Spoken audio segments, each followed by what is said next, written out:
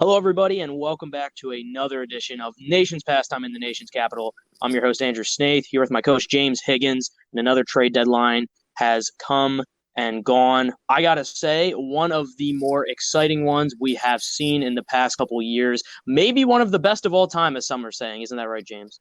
It was a wild trade deadline. The trade deadline is one of my favorite days of the summer. It's like Christmas in July.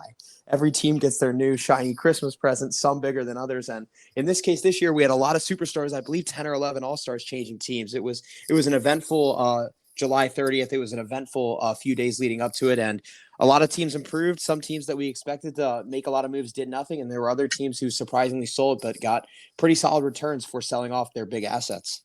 Absolutely. And not only a ton of big players that were moved, a couple big names also deciding not to be moved by a few teams. We'll touch on that as well.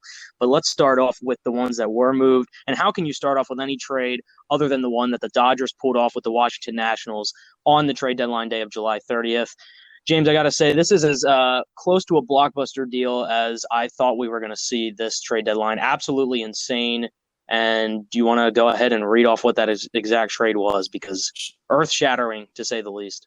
Sure thing. And I think the biggest thing with that trade is that the additional piece that the Dodgers got back in Trey Turner. I think a lot of us knew that Max Scherzer was going to get traded from the Washington Nationals, considering how they played the week leading up to the deadline. He was going to go, Ken Rosenthal had him in going to the Padres pretty much. And then I don't know what happened there at the end, but he ended up going to the Dodgers as they upped their offer. And they also got Trey Turner, and the timing was just a little, not, I don't want to say weird, but it wasn't like they had just lost Corey Seager. Corey Seager was actually activated the next day. So they're just getting more insurance, and they can do that because of how prospect heavy they are, and how determined they are to win the World Series. And that's kind of the model organization. But the full trade was Max Scherzer and Trey Turner, the headliners of the Nationals fire sale, heading off to the Los Angeles Dodgers for their top pitching prospect, Josiah Gray, their top catching prospect, and one of probably the top catching prospect in baseball, Keibert Ruiz, then Donovan Casey and Gerardo Carrillo. So 4 prospects in exchange for half a year of Scherzer and 1.5 years of Turner. Turner's going to play second base and a little bit of the outfield for the time remaining this year when he does join the Dodgers, as he still has not played a game for them yet due to testing positive to COVID-19. But when he gets there, it's going to be him and Corey Seager up the middle, arguably the best middle infield in all of baseball. And it's an abundance of riches for the Dodgers as they continue to just get better and better and do whatever they need to do to try to win. Yeah, and I mean, let's break this down from both sides here. From the Dodgers' perspective, you have a team that, like you said, doing whatever they need to do to bring another World Series to LA. And at this point, going so ridiculously far over the luxury tax and fielding a ridiculous rotation and lineup full of MVPs and Cy Young winners galore. And just for good measure, Max Scherzer last night, 7 innings, 5 hits, 2 earned runs, 1 walk, 10 strikeouts. Against the Astros, no less as well. Must have felt very good for the Los Angeles Dodgers. Definitely. And just absolutely a team that I think at this point has no excuse. They really don't to get to the World Series, whether or not they win it or not, but they need to get to the World Series. Or what is it, over 80 million, 90 million over the luxury tax at this point? I believe right now it's 280 million. I might be wrong on that, but anything short of a World Series title is a bust. But if you're not going to win it, you have to at least get there. Like they can't not get to the World Series with all the moves they made. But right now they sit 4 games back of the Giants. Like they might be making all of these moves to play in one game. Now there's still a lot of season left. The stretch run in baseball shows the contenders from the pretenders. So by no means are we counting out the Dodgers, but they're 4 games back. The Giants have been the better team all year, and I've been a victim of it. I'm sure, Andrew, you've been a victim of it. A lot of people have been a victim to, the Dodgers. Everyone just keeps talking about the Dodgers. At what point are we going to give the Giants their due credit? Because they've been the better team all year, and they made another big splash themselves in going to acquire Chris Bryant from the Chicago Cubs. And that move paid immediate dividends. He had a home run in his second at bat. The team has won 3 or 4 games since he's been over there manning the hot corner, taking over for Longoria, who's been hurt. I mean, the Giants have been the better team all year. They had, besides the Dodgers, probably the best trade deadline, considering that they got the biggest impact bat that was available in the market. And they have the best record in baseball for a reason. This isn't some fluke anymore. We're over 100 games into the season. There's no, they'll fade by May, they'll fade by June. Like, we know who the Giants are. And at worst case, they'll be a wild card team. But it's impressive what they've done. And them adding Bryant, if the Giants win the NL West, Chris Bryant should be top 3 in MVP voting. Like, he's going to be the reason why, because of of the contributions that he makes to the team and what pushes them over the edge against the Dodgers, especially with how loaded the Dodgers are going down the stretch. Absolutely. I mean, like you said, you got those two teams. Of course, can't forget the Padres, who did make a couple moves as well, but ultimately fell through in that Max Scherzer trade that was originally reported by Ken Rosenthal. And like you said, you have a case here where if the Giants continue to be the team that they've been all year, continue to have the best record in baseball, and end up winning that division, then that's a very expensive wild card playoff that we're going to have there out in the NL West. Yeah, between two of the best teams in baseball, the Dodgers and the Padres. It's just crazy to think about that two of the best teams in the sport and two of the teams that have spent the most money could both end up in the wild card game because of the Giants' resurgence this year and how much of a surprise they've been to everyone this year. It's going to be a fun stretch run to just see what happens not only in the NL West but throughout the entire league. You know, I think a lot of races have probably been decided, but there's still some intrigue in a few races. I think with both the AL East and the NL East, of course, the two headlining races that we have left. But there's a lot of good baseball left, and I think the Dodgers trying to overtake the Giants, that's going to be fun to watch because how close will the Dodgers get? When will they overtake them? Will they overtake them? That's the big question. With all the moves the Dodgers made, they are the odds-on favorite to win that division and overtake them, but don't count out the Giants. They've been the best team in baseball all year for a reason, and there's no reason why it would stop now. Credit where credit is due, indeed. Giants have been amazing. And agree on all your points there. There's going to be a lot of cool races to watch as the season winds down. We'll get into them a little bit later in the show, but I want to step back for a second and look at this Max Scherzer, Trey Turner trade from the side of the Nationals, because we last week had a show where we were talking about where we thought some names would land. I believe it was Robbie, and I don't know if anyone else agreed that Max Scherzer was not going to be traded due to the Nationals' history of not moving their impending free agents at the trade deadline. Of course, we saw it in 2018 where they refused to trade Bryce Harper. We knew there was after the season reported a monster deal on the table for the Astros to acquire him. The Nationals turned it down, of course, and he walked in free agency.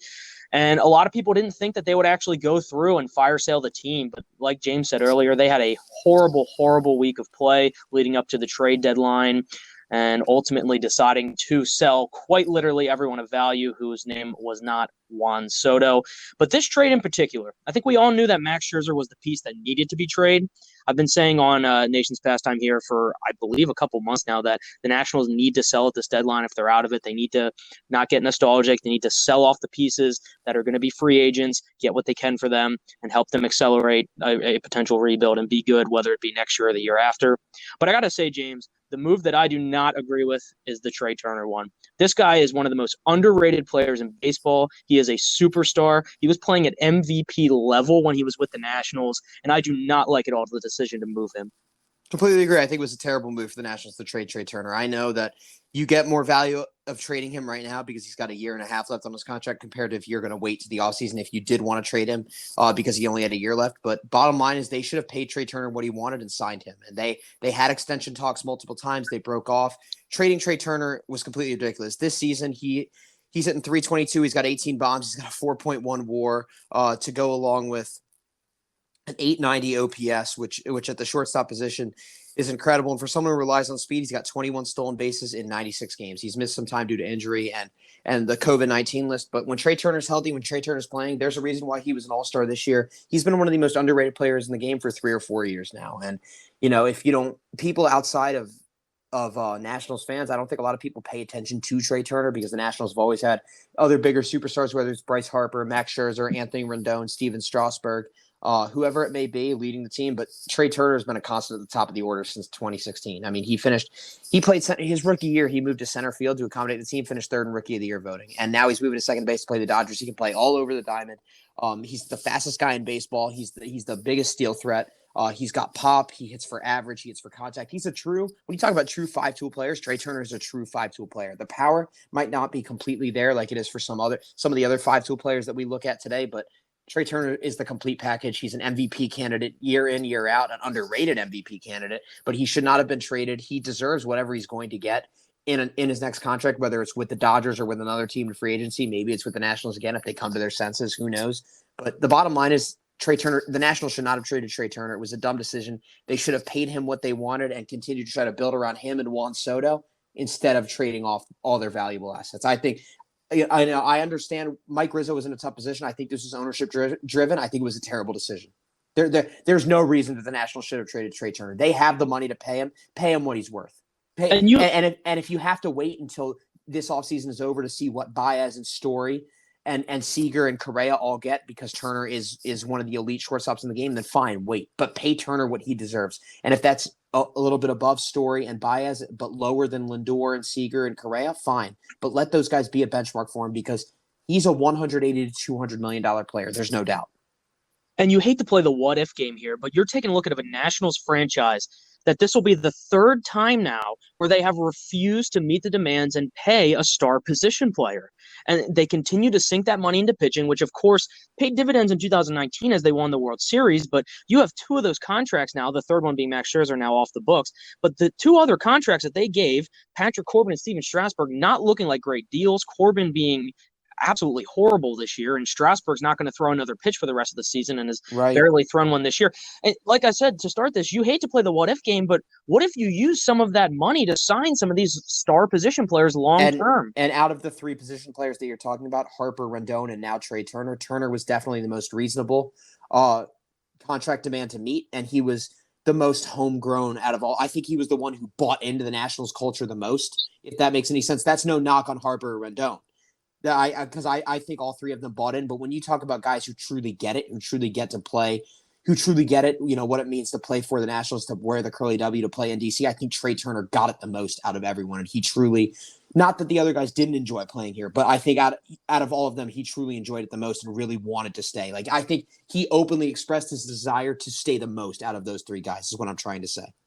Absolutely. All three, however, though, correct me if I'm wrong, there was at least reports of deals being extended to them by the Nationals and a desire from those players, Harper especially, a desire to stay with the Nationals. And it ended up being the ownership who just gave them laughable deals. I mean, you take a look at Bryce Harper when he expressed a clear desire and has no ill will against, any of the DC fans, maybe the organization, I would say. But and he expressed his desire to stay. And what did they do? They offered him a 10-year, $300 million deal that was going to defer money until he was 50 years old. And that's just laughable for the kind of superstar that he was. And you can't blame him for leaving.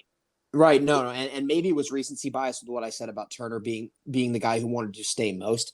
I just know how much he was committed to staying in DC, how much he loved it here. And Ken Rosenthal reported the day after the trade was official that Turner prefers to stay on the East Coast. So I think it was probably just recency bias. Yes, Bryce Harper wanted to stay.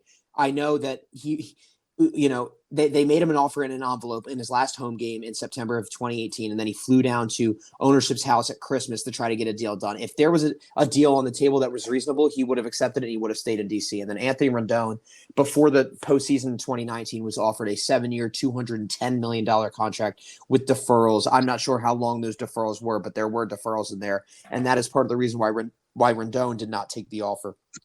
And he got the same offer that Strasburg got from the Angels, 7 years, $245 million, and now he's actually out for this season, getting surgery on his hip. Another down year for Rendon. So as poorly as the Strasburg contract has gone this year, the Rendon contract has gone just as poorly this year for the Angels. Two big name Nationals, former Nationals players and current contracts not going well, but now for the Angels and now the Nationals, with Strasburg and Rendon, and then obviously Harper.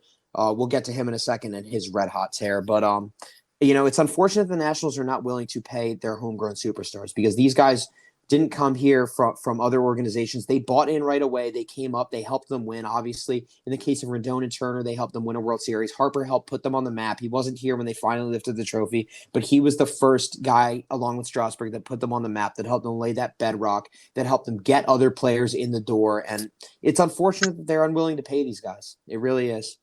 Absolutely. Couldn't agree more. And one more thing. Yeah, this is on ownership, not on Mike Rizzo, because I think Mike Rizzo is a phenomenal GM and he does a lot with his resources. I think if it was solely up to Mike Rizzo, he would have paid Turner whatever he wanted, and I think Mike Rizzo does a great job building his teams. But I'd like to see Mike Rizzo just have complete freedom and spend who he wants to spend on and what he wants to spend. Absolutely agreed with all the points you made there. Bottom line out of this trade, Dodgers, no excuse not to win the World Series. Nationals, questionable move there to trade Trey Turner. We'll see how the returns play out in the form of the prospects. They acquired some pretty big names. But let's move on to another team that made two pretty big moves. Well, they made a couple more than two, but these are the two big ones, of course. And a team that I think now also has a clear path to the World Series in the AL, and that's the Chicago White Sox, James. They acquired two key relievers from the Chicago Cubs, of course, Ryan Tepera, who's been very good this year. Even received an MVP vote last year in 2020, strangely enough. And then, of course, Craig Kimbrell, and they gave up their big prospect, Nick Madrigal, and, of course, Cody Heuer as well. And I don't know. This looks like a team to me that's ready to win the World Series, if you ask me. The White Sox are in win now mode for the next 3 years. They lost Eloy Jimenez at the beginning of this year. He's back, and I know he's got a groin injury right now, but he's provided some spark to that lineup in the 4 games that he was back. And I think just his presence in the dugout and in the clubhouse has really helped. Luis Roberts coming back in September, most likely. I can't say for certain, obviously, but it looks like he's coming back. And then you have Jose Abreu. Yeah, he's having a down year, but look at what he's still up there chasing the RBI leaders, and the presence that he has in that lineup is unbelievable. Craig Kimbrell and Liam Hendricks is the best back end of the bullpen in baseball. There's no doubt about it. The starting rotation of Carlos Rodon, Lance Lynn, and Lucas Giolito. The AL Cy Young is going to come from that White Sox rotation, whether it's Rodon or whether it's Lynn. One of those two is going to win the Cy Young, and the other one is going to finish second or third in voting. They're both having 2 phenomenal seasons, leading the AL. Those two are leading the AL in pretty much every pitching category individually, and in a postseason series, when you have a 1-2-3 of Giolito, Rodon, and Lynn in whatever order you may, and you have a number 4 of Dallas Keuchel, and you have a back end of the bullpen of Garrett Crochet and Liam Hendricks and Craig Kimbrell, in whatever order you desire to use them, that's pretty unbeatable. And you have Eloy Jimenez, who's going to return fully soon. You have Luis Robert, who's going to come back, Yoan Moncada, Jose Abreu, Tim Anderson. You can go up and down that lineup. Andrew Vaughn, he's finally started to produce here in the later months of the season after getting off to a rough start in his first taste of big league action this year. You can go up and down that lineup. Yasmani Grandal having a historically weird but good season while also being bad at the same time. I don't really know how to explain it. But you can go up and down that lineup. You can go up and down that pitching staff, that bullpen. They're right there with Houston for being the most complete team in the AL. And I think they have a very clear path to the World Series. They addressed all their holes at the trade deadline. Yes, it took a haul to go get Kimbrell from the Cubs. They had to give up Nick Madrigal. The asking price this year was very high for a lot of big names. And we'll get to this team in a minute. I think that's why the Red Sox didn't make some of the moves that a lot of people thought they should have made because of the high asking price and wanting to keep the farm intact. But the White Sox addressed their needs. They knew where they were right now. They have the prospect depth to go do it, and they did it. And I commend the White Sox for that because they're ready to win in the next 2 or 3 years. And in the next 2 or 3 years, they should win at least one World Series. Agree. Absolutely agree. They definitely have no excuse not to do that.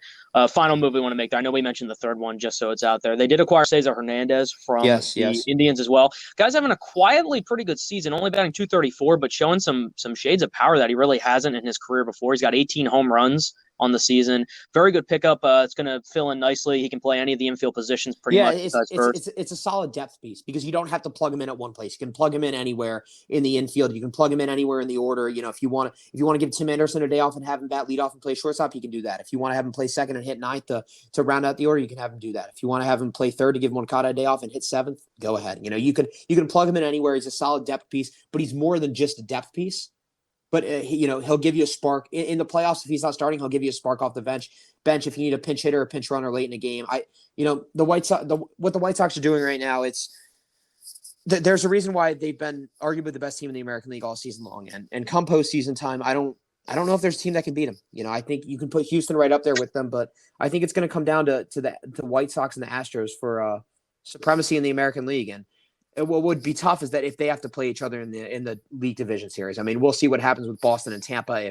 If one of those two overtakes them for the best record in the AL, then those two would be lined up to play in the division series. We'll see what happens. Obviously, there's still a lot of season left, but yes, the White Sox addressed their needs at the deadline, and they made a lot of great moves.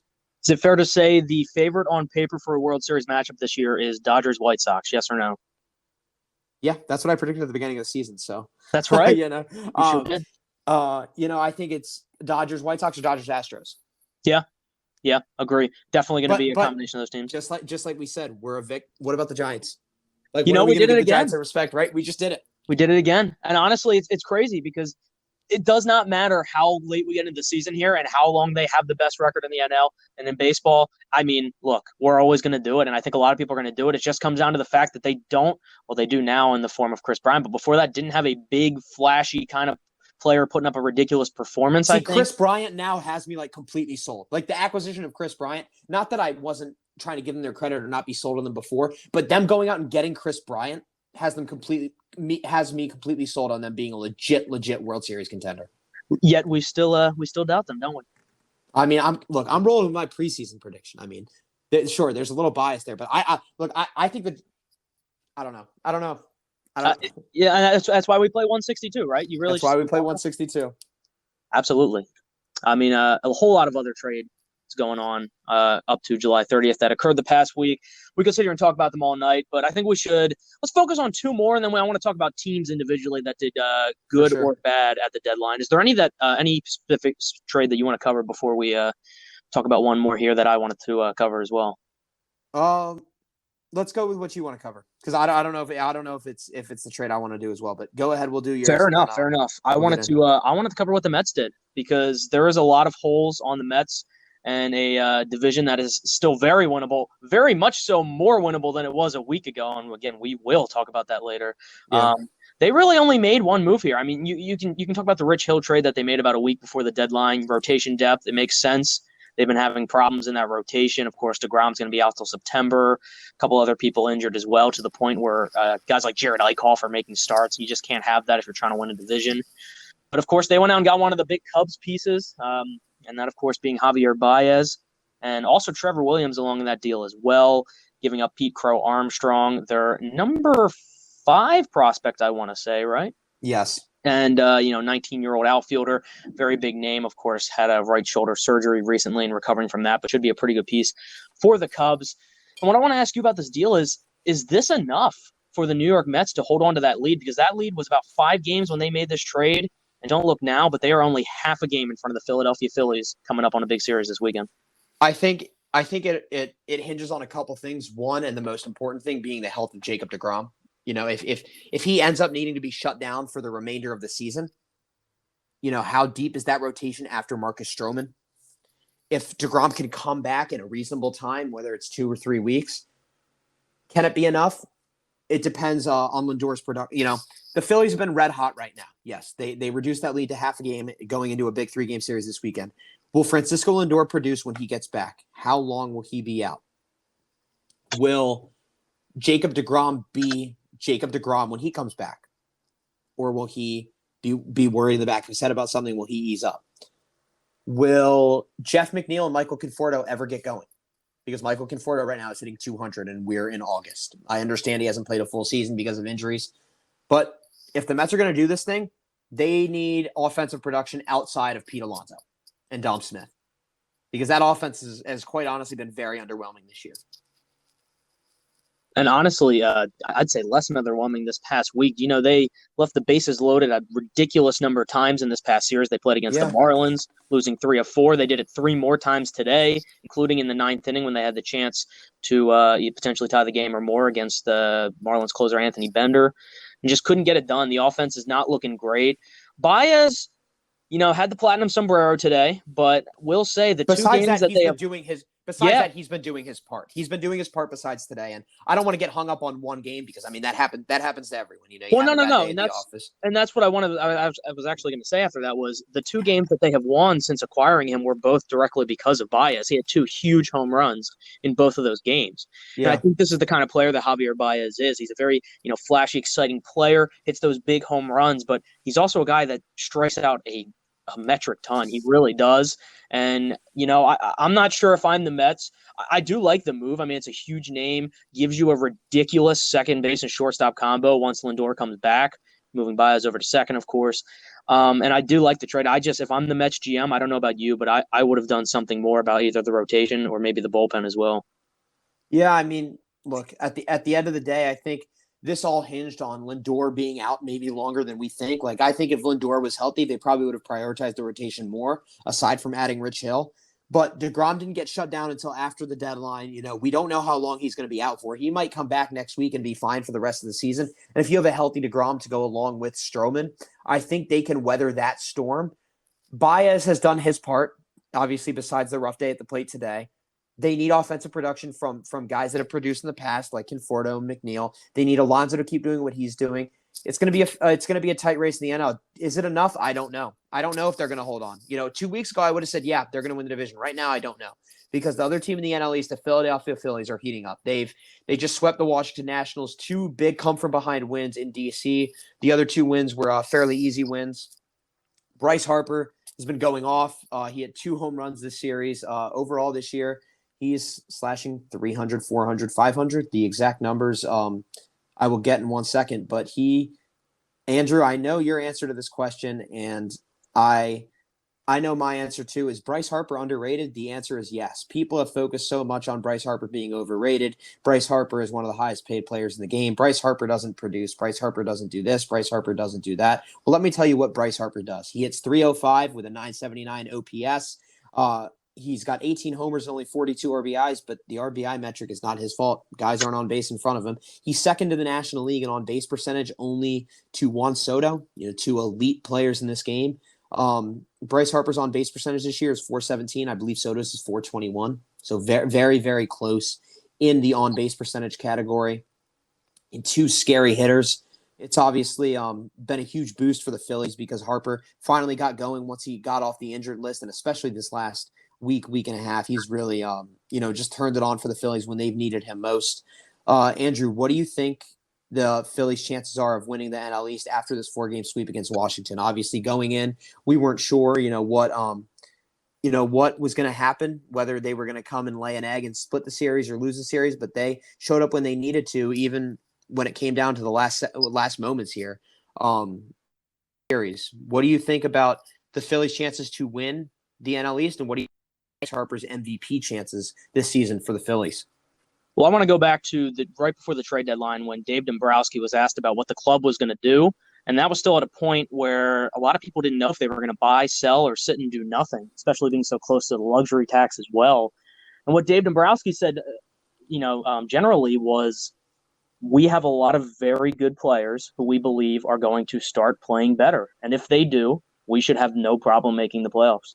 And I think that's exactly what it comes down to. This is a team that on paper at the beginning of the season had an elite offense, a lot of fantastic players who have just all been hot at different times throughout the year. Some of them haven't even been hot at all. You look at a guy like Didi Gregorius, who's still struggling to pick it up. Alec Boehm as well, who both of them have picked it up recently. And it's going to take things like that to happen for this Phillies team to overcome the Mets and win their first division title in over 10 years at this point. Actually would be exactly 10 years if they were able to pull that off. And that's what we saw this past Washington series. Dave Dombrowski's thing came true. And you have 3 of the pure elite hitters in that lineup right there, JT Realmuto, Bryce Harper, and Rhys Hoskins, all getting hot at the same time, all producing runs at the same time, all getting clutch 2-out base hits at the same time. One of my favorite things to watch on teams is how they produce runs with 2 outs. James, I know you'll be a fan of this. One of my favorite teams of all time to watch who would get 2-out hits and runs was the 2018 Red Sox. They did it at a ridiculous rate, I believe. I don't know if that was the best. Yeah, they did that pretty much every single night. Every single night, and that's what it is. And that is a good baseball team. Teams that can do that consistently. And that's what this team has shown they're able to do over the past week. I mean, the offense has been ridiculous, but the key thing that a lot of people are not talking about is how good the bullpen has actually been. And this is a bullpen that was not upgraded that much at the deadline. They actually went out and got Ian Kennedy in a deal where they also acquired a starter, Kyle Gibson, who was desperately needed, of course, an all-star this year. They gave up their top pitching prospect, Spencer Howard, a guy who has struggled to make it past the 3rd inning in most of his starts this year. So not a whole lot of sadness going on there, I know, with a lot of Phillies fans, some a little more upset than others. But when it comes down to it, your final question, do they have enough to pull it off? If they if the hitters keep hitting like this and the bullpen just stays mediocre, just slightly above average, I think they have a very good chance. I really do, because this is a lineup that is too good to be as bad as they were this year for this long. And I think we're finally starting to see them come alive. And this is a team full of a lot of guys who haven't won before. A lot of guys that just don't know what it's like to even be in the playoffs. And I think they're finally waking up. I think they're hungry, and I think they really want a chance to play in October. One more thing on Bryce Harper before we move on. Over his last 162 games, this is a tweet from Johnny Heller. He's hitting at Johnny Heller on Twitter. He's hitting 294 with a 413 on base percentage, 564 slugging percentage, which is a 977 OPS, 35 homers, 110 walks, 22 stolen bases, 39 doubles, 5.9 more. That's a top 5 to top 10 player in baseball over the last 162 games if you look at those metrics. I mean, how does that not add up? I'm not really sure. I think Bryce Harper's I think his slow start to 2019, with the big contract, got off to a bit of a slow start. I think that's the perception that's still stuck in people's head. But I think people need to realize that Bryce Harper is an elite baseball player. He's a top 10 player in the game when he's healthy, arguably a top 5 player in the game when he's healthy.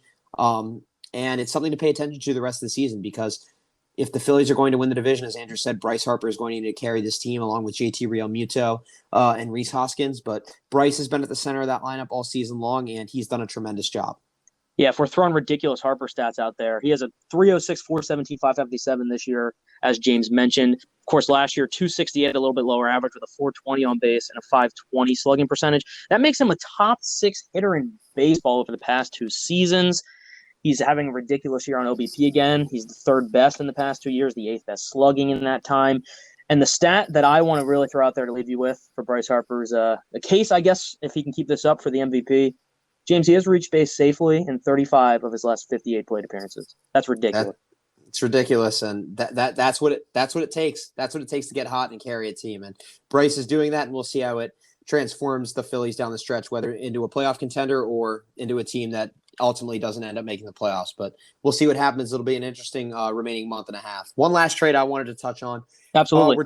We're 2 moves made by the New York Yankees, acquiring Joey Gallo from the Texas Rangers in exchange for 6 prospects, and acquiring Anthony Rizzo from the Chicago Cubs in exchange for 2 prospects. This is a big part of the Cubs fire sale. Both those moves, especially the Rizzo trade, has paid immediate dividends. Rizzo homered in his first 2 games with New York.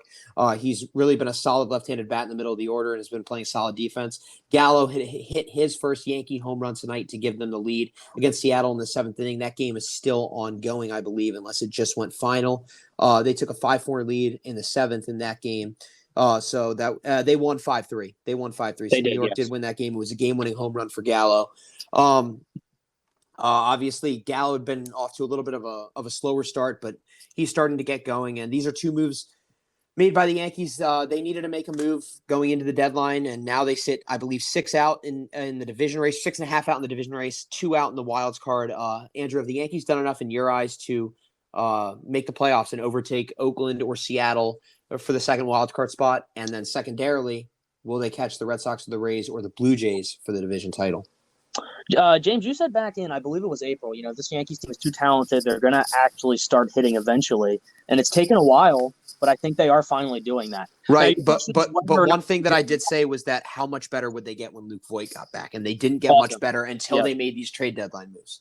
Yes, no, I agree. Now, your question everybody was just ready to crown them the champions of the AL in April. Yeah. And it took a bunch of trade deadline moves for them to actually wake up. So I think it's like, but if they had stuck with the same, like they're not the class or the behemoth of the AL. That's still the White Sox. It's still the Astros. Personally, like that's what I think. Like, yes, the Yankees deserve credit for what they did, and I think they finally started playing better for sure. But is this just lightning in a bottle for the first week or 2, or will this sustain itself over the course of the stretch run? So here's my answer. Did they do enough at the trade deadline? I liked what they did at trade deadline. I think this is what you needed to do. You need to go out and get some big bats like this, especially 2 big lefty bats, really great in Yankee Stadium. And I think it's going to help them a lot. And I think they're going to have a lot better year than they were going to because of it.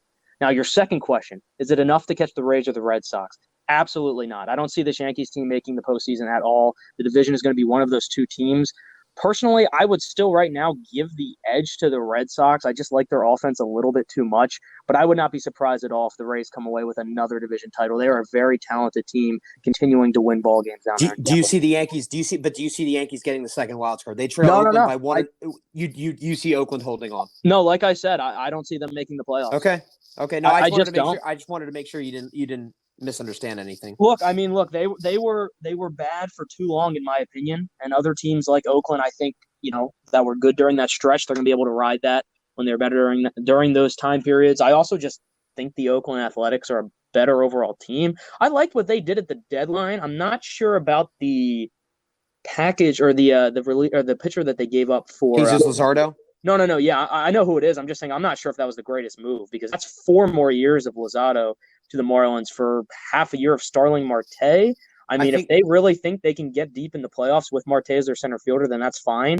And it does make them a better team right now, but I really did like Luzardo a lot.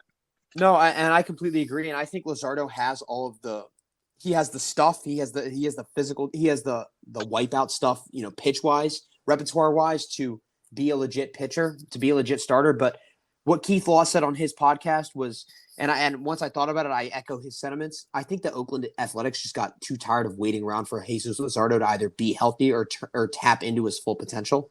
Because as Keith Law mentioned, he hasn't pitched a full season since his senior year of high school because he's always been hurt. Wow. And I think that, whether it's maturity issues, whether it's just issues with durability, whether it's a combination of both, whatever it may be, maybe the A's were like, yeah, maybe he'll develop into this guy when he's 25 years old in 3 years.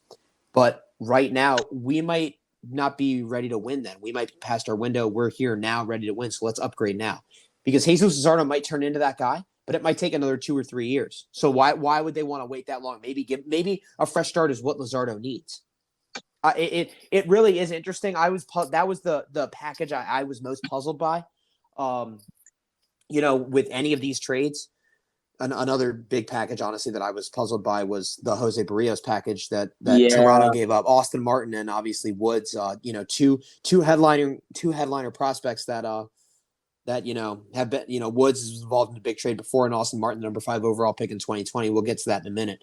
But I think with Luzardo, maybe the A's just got tired of waiting around for him, and they knew he wasn't going to help him this year. So maybe they feel as if they can get that output somewhere else, and for the future they can get it, from minor league system or from trading for another guy. And Starling Marte obviously makes them better now, and we'll see what happens. I think the Yankees did a great job at the trade deadline. I think they needed to address the hole in their order of a lefty bat, and that's exactly what they did in getting Rizzo and Gallo. Right now, I do not think they will make the playoffs. Yes, they're right on the heels of the Oakland Athletics. They're gaining ground on Toronto, Boston, and Tampa Bay. They're in third place. They've overtaken Toronto for third place. They're 5 back of Boston, and they're 6.5 back of Tampa Bay. In a week, you might ask me the same question, and I could have the Yankees being the wildcard team. I think right now I'd give that slight edge to Oakland, but I could very easily see New York slipping into a wild card spot. Do I think that they'll overtake either Boston or Tampa Bay for the division? No, I think there's too much ground to make up. Yes, they played both of those teams a significant amount, but the Red Sox are 10-3 against them this year, and I don't know what the Rays' exact record is, but I believe it's pretty good as well. The Red Sox have been scuffling since the trade deadline, going 1-6. But Chris Sale is coming back soon. The offense will get in gear. The offense has not been the same since the trade deadline. They will get in gear. Tanner Houck will be back up very soon. Garrett Richards and Martin Perez will probably be out of the rotation the next time we record, or at least I hope they're out of the rotation the next time we record. Chris Sale will be coming back very soon. They're going through a rough skid. All good teams go through a rough skid. As we saw with the Yankees, they went through 4 months of that. The Red Sox will be just fine. And they're right there with Tampa Bay. We saw Tampa Bay go through a rough skid. Boston is just going through one of those rough skids that it happens to good teams, and they'll bounce out of it. This weekend is a big series against Toronto, and they need to take at least 3 out of 4, come out of it at worst with a split. But I think with the Yankees that they dug themselves in too much of a hole, and they're playing well right now, but they're playing lesser opponents. It could be lightning in a bottle. We'll see what happens when they start to play Boston and Tampa again in August, and Toronto. Right now they've been and you play who's on your schedule, but they played Miami, Baltimore. Now they're playing Seattle, and then Kansas City, I believe, after. So, yes, they're taking care of the weaker teams as they should, but how much stock can we really put into it? Great points indeed. 2 quick questions, both relating to what you just talked about. Let's assume you're either the Rays or the Red Sox, and you're the one that didn't win the division, and you got to play in the wild card game. Assuming we're going to say at home, which of those 2 teams, the Yankees or the Athletics, are you more afraid to face? In a 1-game playoff? Yes. The Yankees, because of Garrett Cole. Yes, I was going to say, if the Yankees do get to that point where they play either the Rays or the Red Sox in that wild card game, I think it's safe to say one of those 2 teams will be the first wild card. I don't think I want to face the Yankees in 1 game. Garrett Cole poses a bigger threat than anyone than Bassett or Manaea for Oakland, or if Seattle were to overtake both teams. Whoever they would throw out there, or if Toronto were to be, the second wildcard team, if they were to overtake New York and all those other teams, Cole poses a bigger threat than Barrios or Ryu or Robbie Ray. I think in that scenario, it would be New York. Maybe in 2 weeks, if New York keeps playing like this, I'll have them making the playoffs. Right now, I don't. And, it is what it is. There's still a lot of baseball left. And I think another thing that I want to quickly touch on is Toronto going out to get Jose Barrios, because I think that's a huge upgrade for their rotation. And even if they don't get there this year. It's a statement move, and they still have him locked up for next Yeah, year. they have team control. They gave up Simeon, Woods, Richardson, and Austin Martin, two big prospects. Austin Martin was the 5th pick of the draft in 2020 out of Vanderbilt. He was a headline player at Vanderbilt. A lot of people had him going number 2 in their mock drafts. I don't want to say he slipped to 5, but he fell to 5, and he was phenomenal. He was phenomenal at Vanderbilt. He's on a lot of people's top 100 prospect lists. Some people he's in their top 50. And it'll be interesting to see what happens. And obviously, Woods Richardson, he was traded from New York to Toronto in the Marcus Stroman trade. So he's been a part of big trades before. Obviously, he's still got a lot of prospect shine, and we'll see what happens with those guys from Minnesota. But speaking on Toronto, Barrios pitched great in his first start, pitched 6 innings on Sunday. I believe he had 10 strikeouts. He got the win. And Toronto, by the way. In Toronto. Baseball is back in Canada. It's awesome for the fans there. And I think Barrios is a big move for Toronto in terms of like a statement move saying we're here, we've arrived, and we're for real, and don't sleep on us.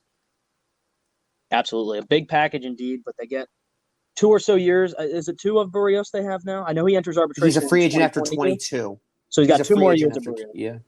No, 1 more. One and a half. One and a half. Correct. I mean, hey, that's a big package for 1.5. So they must really think they can do some damage either this year or next year. And one quick thing on the Red Sox. Yes, they got Kyle Schwarber. And look, I wish they did more at the deadline personally, but the asking price for a lot of these big names was really high. Yeah. And Chaim Bloom wanted to keep the farm intact. So he didn't give up the big prospects for Scherzer or Barrios or whoever else, Bryant, whoever else was on the market. I wish they did more, but you also have to look at they're getting Chris Sale back for free. They don't have to give up anything to get Chris Sale back. And secondarily, this guy isn't a big name, but Christian Arroyo has been a very solid piece for them this year. He's coming back soon, and he will play either first or second base. I wish they got Rizzo, but Christian Arroyo is better than what they're trotting back out there. Yeah, no, I thought he was going to be a Red Sox too. That's what I said last week. I thought he was going to be a Red Sox. He wasn't. I wish Chaim Bloom did more, but I look, I'm not happy, but I'm not upset. Like I'm not upset. I'm just kind of disappointed. Right. Because it's like, and this is what Carabas said on Section 10, I believe. He said like it's like you're opening up your Christmas. Everyone is opening up their Christmas presents. All the siblings are opening them up in front of each other, and everyone is opening up a big shiny box and you just get a small box. Yeah. It's like, I'm disappointed that they didn't go get something bigger, but I'm not upset because I understand the vision of wanting to build turn themselves into a sustainable contender like the Dodgers and like the Rays have year in, year out and build that prospect base. Because maybe if this was 2 or 3 years down the line, they would have that prospect base to go make those big moves. But right now they don't, and that's okay because keeping the big picture in mind, they want to keep everything intact to be a sustainable contender. Now, at the same time, nothing is given in baseball. At the time of the deadline, you had the best record in the AL. Probably should have gone and got another arm, even if it was a lesser arm, because Richards and Pivetta are terrible. Didn't do it. We'll see what happens when Sale comes back. They're still in striking distance of Tampa Bay, not giving up hope at all. And if they get hot, they could throw themselves right back into the conversation with the Astros and the White Sox of favorites in the AL to win the World Series. Also worth mentioning, I mean, that is not a nothing move that they made with Kyle Schwarber. When he comes back, that's a guy who carried a Nationals team over 500 back in June when he was still with them. Yeah, and he'll probably play some first base, some outfield, some DH. Yeah, absolutely. I mean, it's a good bet. I like that trade personally. They didn't give up a whole lot since he was injured. He should be back in a couple weeks, right? Yeah. Yeah, so he should be back in a couple weeks. He'll have a big impact, I think, on the lineup. I still like the Red Sox a lot, and I still right now would give them the division. I just think that offense is too good, and he's only going to make that a little better. One final trade I want to talk about. This one is not exactly huge, and this is actually a couple trades, but what was your reaction to the whole Kendall Graveman debacle out in Seattle? I think Seattle botched it. I think Seattle really botched it. I think, I understand where they're coming from, but they had a lot of momentum going, and I think they should have held on to those guys. I mean, especially after that win that they had against Houston. Yeah. And to just trade him the next day, I didn't like that. Well, also the fact that not only trade him the next day, trade him to the Astros, let him walk across the field, put on their uniform. And the other thing is, did you hear some of the player reactions to that trade in the clubhouse? Yeah, and it was completely understandable. I didn't like the move at all. I didn't like. That's all I'm going to say on it. Because I don't want to dig too deep in that. I don't know everything about the Seattle Mariners, but they had a lot of momentum. They were right there.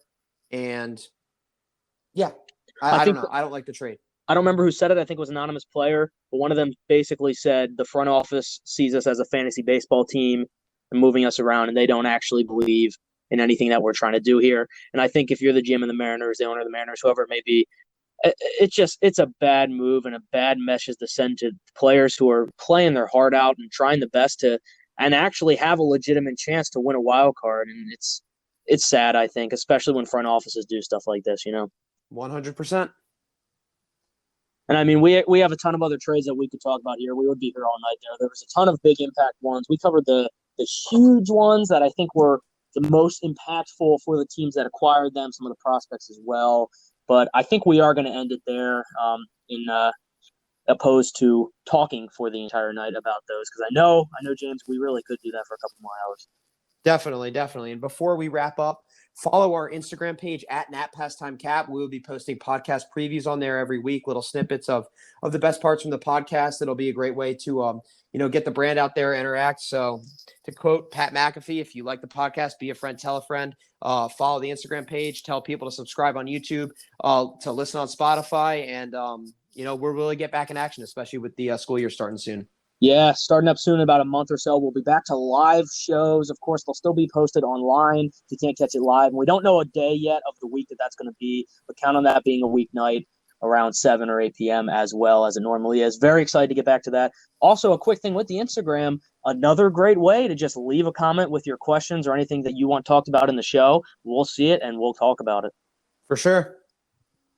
And with that, that's going to wrap up this edition of Nation's Pastime in the Nation's Capital. Once again, I've been your host, Andrew Snaith, here with my co-host, James Higgins.